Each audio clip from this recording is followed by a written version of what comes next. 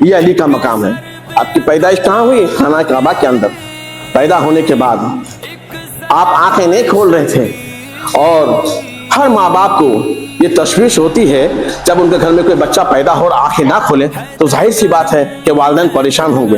جب آپ کے والدین پریشان ہوئے کہ علی کی پیدائش ہوئی ہے، آنکھیں نہیں کھول رہے ہیں، تو لے کے ان کے والدین سیدھے سرور کائنات صلی اللہ تعالیٰ علیہ وسلم کے گود میں ڈالے۔ جو یہ آقائے دو جہاں صلی اللہ تعالیٰ علیہ وسلم کی گود میں گئے، حضرت علی نے آنکھیں بھی کھول دی اور مسکرا بھی دی۔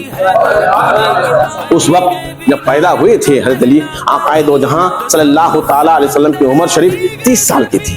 جب علی پیدا ہوئے، سرور کائنات صلی اللہ تعالیٰ علیہ وسلم کی عمر 30 سال کی تھی۔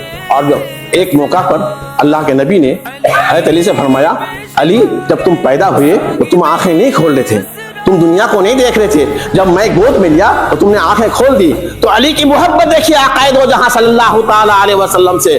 آقائے دو جہاں صلی اللہ تعالیٰ علیہ وسلم کی بارگاہ میں عرض کرتے ہیں، یا رسول اللہ مجھے گوارا نہیں تھا کہ دنیا میں آنے کے بعد میں دنیا کے رنگ کو دیکھوں، دنیا کی رنگائیوں کو دیکھوں، دنیا کے پھولوں کو دیکھوں، دنیا کے بہاروں کو دیکھوں، اس لیے میں چاہ نہیں رہا تھا کہ دنیا کو دیکھوں، میں یہ چاہ رہا تھا کہ اگر سے میری آنکھیں کھولے اور سب سے پہلے میں کسی کے چہرے کی زیارت کروں تو آپ کے رخ زیبا کی زیارت کروں۔ جو ہی آپ کے گود میں گیا میں نے آپ کی آنکھیں کھول دی، آپ کے رخ زیبا کی زیارت کر لی۔ یہ علی کا مقام ہے۔ اور سرور کائنات صلی اللہ تعالیٰ علیہ وسلم جب ہجرت کی اور ہجرت کر کے مدینہ منورہ کی طرف جانے لگے تو آپ کو کی ذات تو ایک ایسی ہے کہ آپ کو دوست ہی نہیں دشمن بھی بڑے امین سمجھتے تھے، کہ اگر کوئی امانت محمد ابن عبداللہ کے پاس رکھی جائے تو اس میں کوئی خیانت نہیں ہو سکتی۔ تو کفار قریش کی کافی امانتیں اللہ کے نبی صلی اللہ علیہ وسلم کے پاس تھیں۔ جب آپ جا رہے تھے تو ان امانتوں کو سپرد کرنا ہے، کسی کے حوالے کرنا ہے، تو حضور کی نگاہ انتخاب حضرت علی پر پڑے کہ اس امانتوں کو صحیح طور پر علی ہی واپس کرتے ہیں۔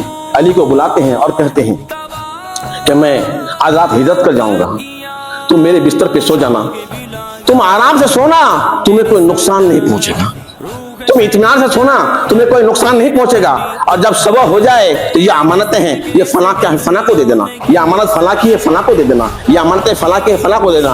اور حضرت علی کہتے ہیں کہ میں نے امانتیں لے لی، اور اس کے بعد اللہ کے نبی نے فرمایا جب امانتیں سب کو دے چکو تو تم مدینہ منورہ آ جانا، وہاں تم سے ملاقات ہوگی۔ حضرت علی کی وہ رات دیکھیے، کون کہہ سکتا ہے چاروں طرف تلوار لے کے کفار کھڑے ہیں اور جان لیوا حملہ کرنے والے ہیں۔ علی کو معلوم ہے کہ آج رات اس بستر پہ حملہ ہونے والا ہے، نبی رحمت پہ حملہ ہونے والا ہے تلواروں سے، لیکن علی کا ایمان دیکھیں، علی یہ کہتے ہیں کہ مجھے یقین تھا کہ مجھے کچھ نہیں ہوگا، اللہ کے نبی نے کہا کہ تم مدینہ منورہ میں آؤ گے تو مجھے یقین ہو گیا کہ مجھے بہت آ نہیں سکتی ہے، اللہ کے نبی نے پیشن گوئی کر دی ہے۔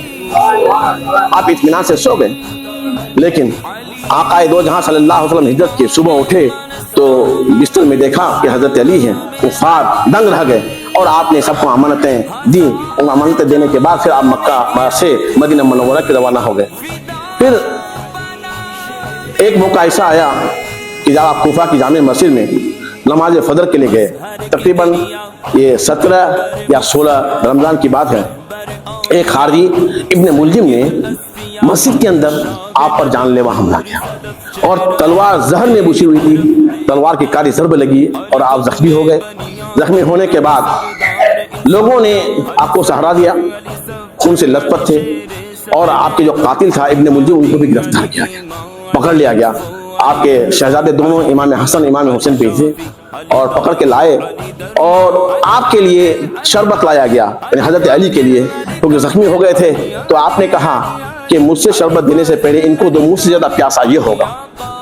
قاتل کے بارے میں کہا حضرت علی نے کہ مجھ کو شربت دینے سے پہلے ان کو شربت پلاؤ، مجھ سے زیادہ پیاسا یہ ہوگا۔ یہ ابھی ڈرا ہوا ہے، یہ خوف میں ہے۔ یہ علی کا کردار دیکھیے کہ اپنے قاتل کو پانی پلا رہے ہیں اور شربت پلا رہے ہیں۔ یہ اخلاق کہاں سے ملا؟ یہ آقا دو جہاں صلی اللہ علیہ وسلم سے ملا۔ جب ان کو دیا گیا وہ شربت پی لیا، پانی پی لیا، تو کہا کہ بیٹو میرے ایک وصیت قبول کرو، میں تو اب اس دنیا میں نہیں رہوں گا، میرے جانے کے بعد چاہو تو اس کو معاف کر سکتے ہو، چاہے تو قصاص کر سکتے ہو۔ یہ حضرت علی رضی اللہ تعالیٰ عنہ کا مقام ہے، جو پیدا ہوئے تو خانہ کعبہ کے اندر، آنکھیں کھلی تو آقا دو جہاں صلی اللہ علیہ وسلم کی گود میں، اور شہید ہوئے تو مسجد کے اندر۔ یہ حضرت علی رضی اللہ تعالیٰ عنہ کا مقام ہے۔ تو ہمیں چاہیے کہ ہم ان کی سیرت کو اپنائیں۔